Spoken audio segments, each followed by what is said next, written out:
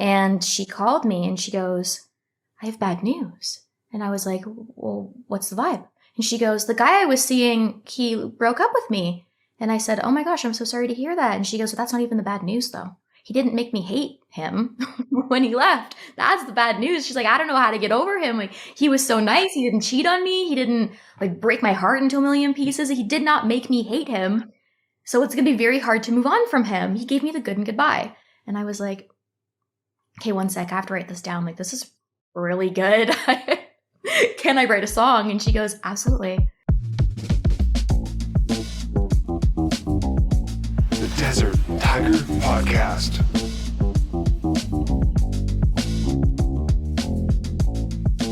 All right, Ambush, and today we are joined by a pop country singer-songwriter who has been named as one of the hardest working artists inside of Ontario, inside of Canada, and I would honestly agree with this statement.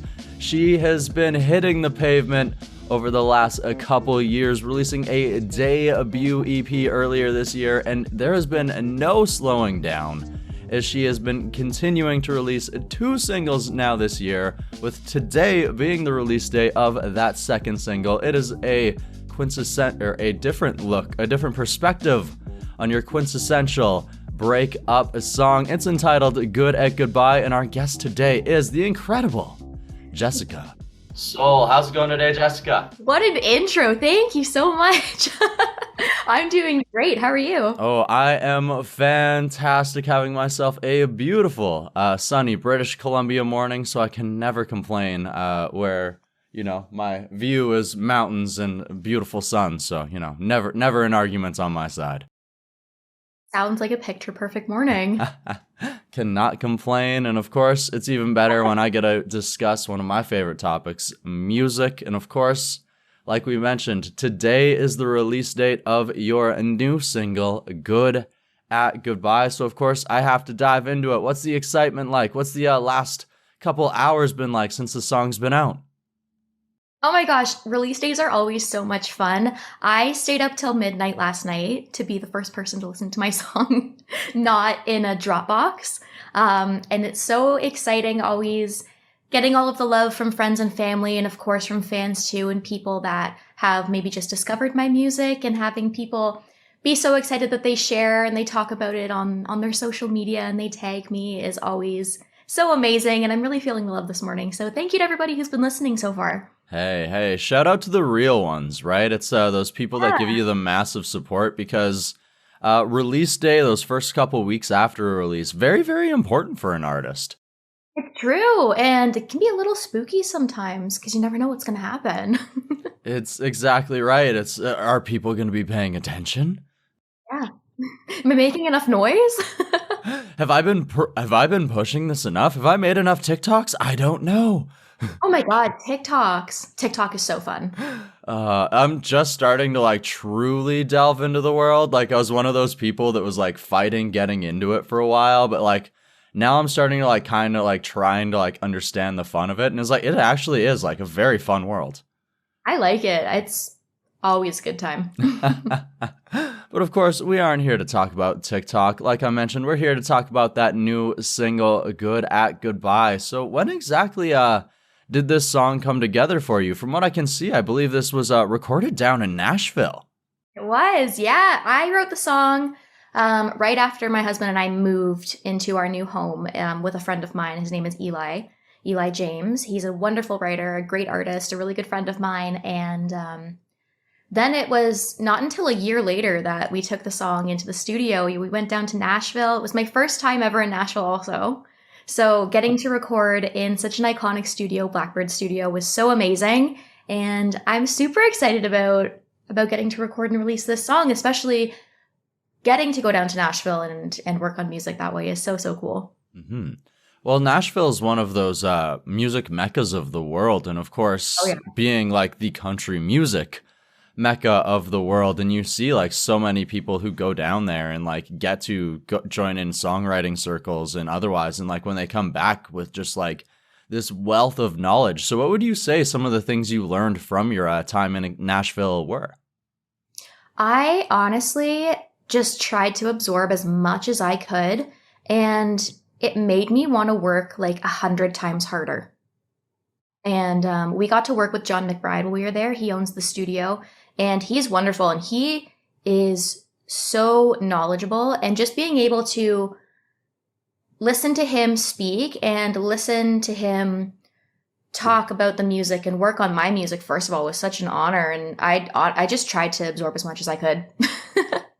Oh, absolutely, right? I'm sure like everything's moving so fast, and that's just exactly it. Just trying to make sure that you're taking in everything and not missing out on the moment, right?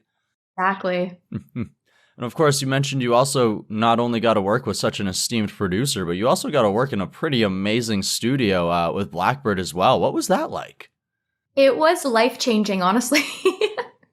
As a singer-songwriter and a country artist, I've always dreamed of being able to work in a space like that, and that becoming reality was so cool. Working with Shawn Moore also was amazing. Getting to work with such good friends is always so fun, and he and I have been working together for a few years now, so he called me when we were in the beginning stages of putting together like the project and like the ideas for my new EP. And he was like, hey, do you want to go record this in Nashville? And I was like, heck yeah. Is that even a question? Like, let's go. I'll go tomorrow.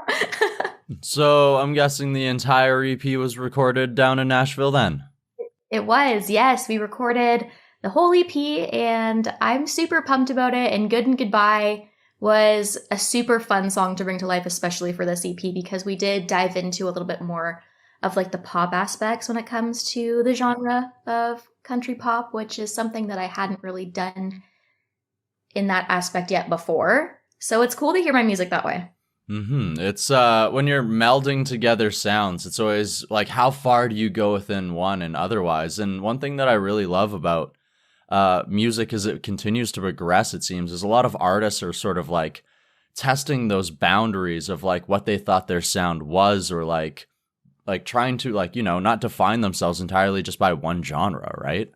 Exactly. And I feel like Good and Goodbye is the song on this EP that really does push that, with the super produced intro where it's almost like Bad Blood vibes by Taylor Swift.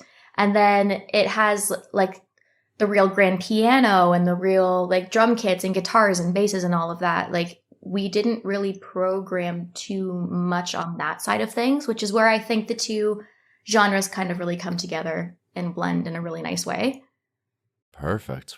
So, of course, you mentioned you just moved into a new house with your husband. So I'm guessing that Good and Goodbye, being a breakup song, hopefully isn't written about him. So what was sort of the inspiration of the song? It's so funny. So when I brought this idea to Eli, it was inspired by a friend of mine. And when I write, I like to try and pull from like my life, and I'm inspired by a lot of things that happened to me, whether that be directly or indirectly. And this one was for sure indirectly. My friend, she's actually based in British Columbia too, but we FaceTime every so often to catch up. And she called me and she goes, I have bad news. And I was like, well, what's the vibe? And she goes, the guy I was seeing, he broke up with me. And I said, oh my gosh, I'm so sorry to hear that. And she goes, well, that's not even the bad news though. He didn't make me hate him when he left. That's the bad news. She's like, I don't know how to get over him. Like, he was so nice. He didn't cheat on me. He didn't like break my heart into a million pieces. He did not make me hate him. So it's going to be very hard to move on from him. He gave me the good and goodbye. And I was like, okay, one sec. I have to write this down. Like, this is really good. Can I write a song? And she goes, absolutely. So then I brought the song I did to Eli, and we wrote the whole thing. I told him the story. We wrote the whole song. Then I sent it to her. I sent her the work tape, and she goes, how do you know Eli? And I said, what? She goes, I know Eli. And it's so funny because the world is so small, and they knew each other from like years and years ago. And it's crazy how like things can come full circle like that, right? Mm-hmm. Absolutely. Where this, like, just a brief moment of like, hey, just like, can I use this as inspiration? And then later on, just this deep connection and like how small the world is, like the 6 degrees of separation, right? Yes. It's so wild.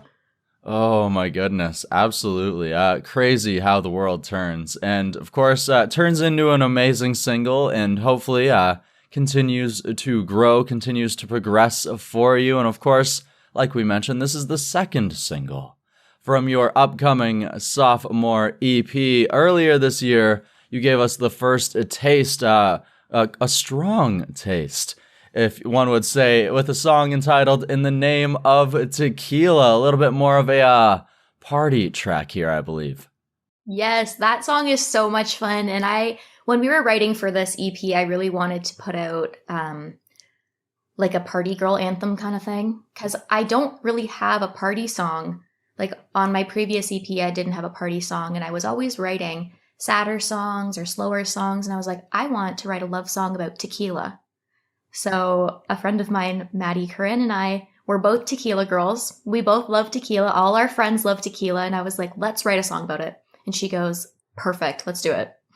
I believe there is a lyric about somebody named Maddie inside of the song, is there not? Yes, there is. So I'm guessing this is the famous Maddie. That's Maddie. It wasn't Maddie when we first wrote it. It was a different name. And then I texted her a few weeks before we went to Nashville, and I said, how do you feel about me changing the one name to Maddie instead of the other name we had? And she goes, this is the biggest honor I've ever had in my life. Absolutely. And then the other one, Jenny, that's my mom. Hey, some moms still know how to get down. Oh yeah, my mom loves tequila. That's where I get it from. Runs in the family. Oh yeah, Maddie and Jenny and I, we always have fun. Hey, and you can see it inside the music video as well, having a good time at the bar. How was it filming the music video for your party track? It was so much fun.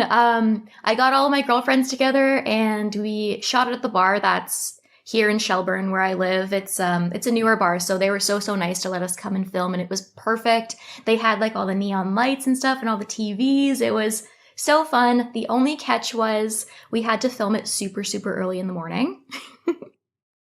So I was like, hey ladies, how do we feel about pretending to drink a lot of tequila at 8 a.m.? And luckily they were all like, we feel great about that. See you there. Just, hey, I know how strong your party game is, but I need to know how strong your pre-game is. I've seen you at 8 p.m. I need to... We got to turn back the clock 12 hours here. Let's go. Pretend we're 18 preing for homecoming again. Hey, you had it in you once. It's somewhere still in there, right? Oh yeah, it's like muscle memory. I love it. And of course, as we mentioned, both of these tracks are hinting towards your sophomore EP. So of course, without giving away too much of the magic here, what can you tell us about this upcoming project? I am so excited to share this project with the world. The music on this one is some of the my most favorite songs that I have written so far. So I really can't wait to share the rest of these songs. I think it really shows who I am right now as an artist, and it really showcases my songwriting. I wrote 6 out of 7 of the songs that are on this EP, so I'm super excited to share it with the world.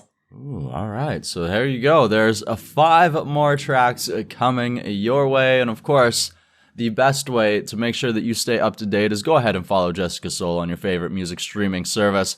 Go ahead and follow her on your favorite social media. What would you say, Jessica, is the best platform to connect with you on?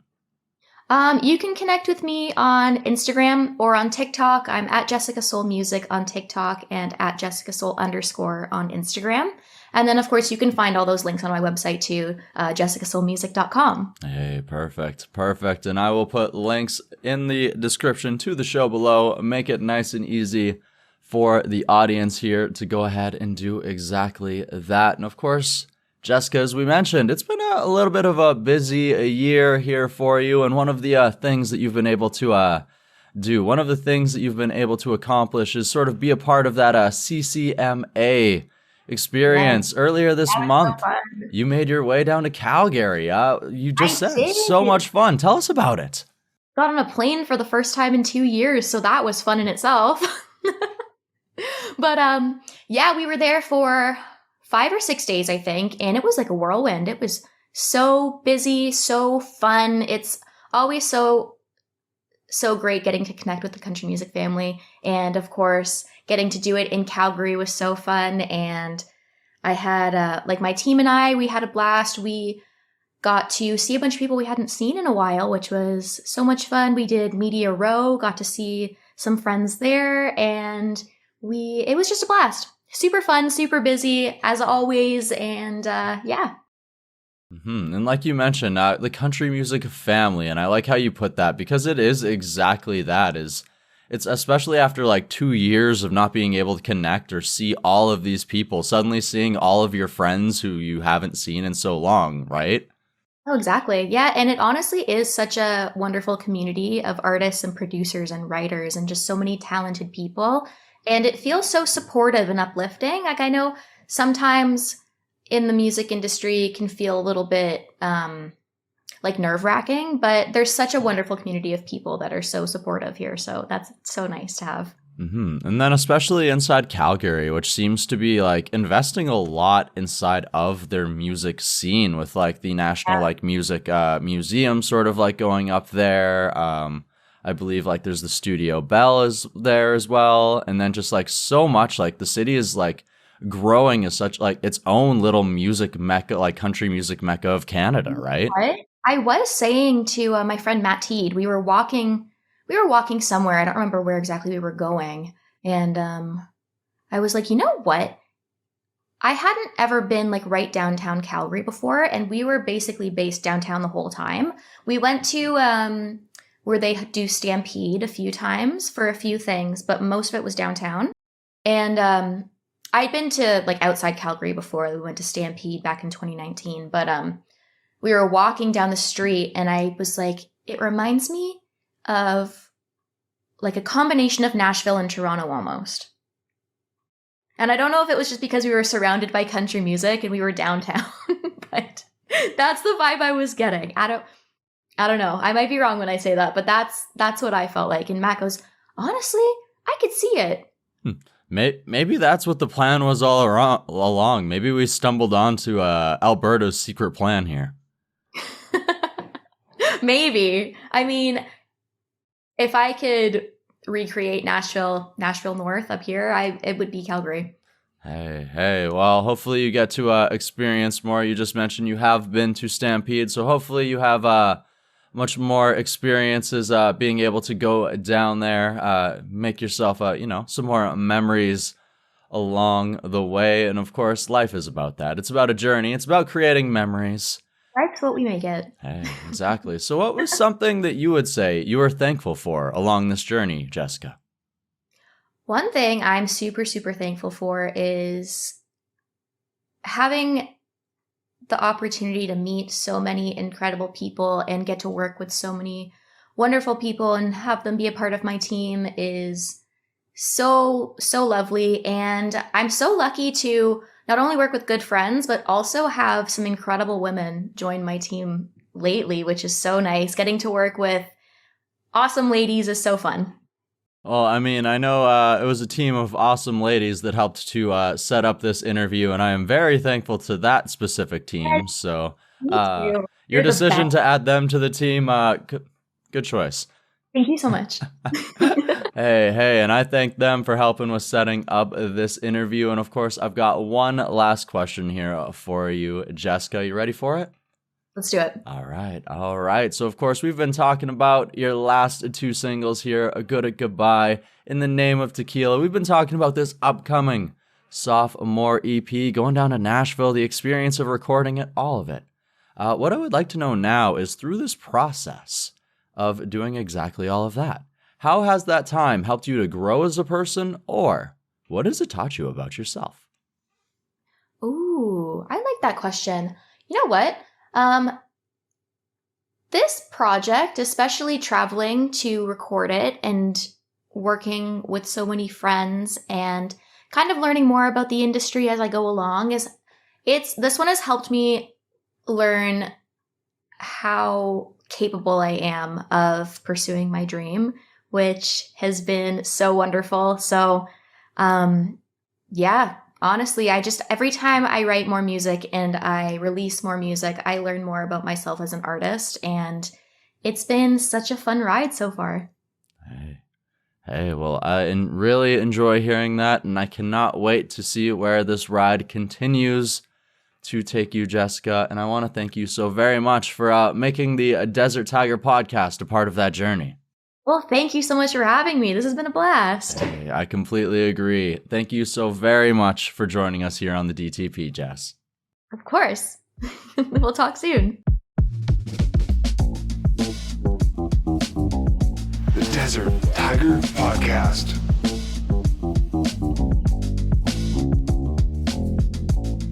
All right, Ambush. Thank you for checking out today's interview here with the incredible Jessica Soul.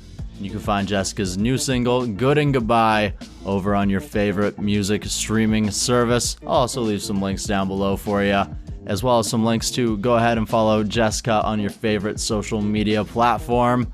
I hope you enjoy what you hear when you check out Good and Goodbye. I also hope that you enjoy what you heard here today on the DTP. I hope you enjoyed it enough that you decide to maybe subscribe to the show if you haven't already.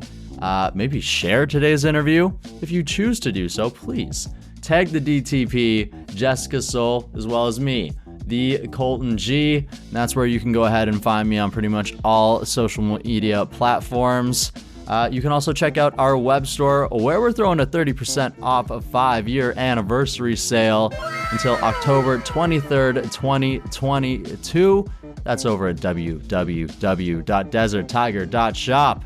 The best part is, looking is free. And now, we leave you with this. Go out, find your roar, and then let that roar out into the world, my friend, for you are a mighty tiger. Never, ever forget this. And until next time, bye-bye.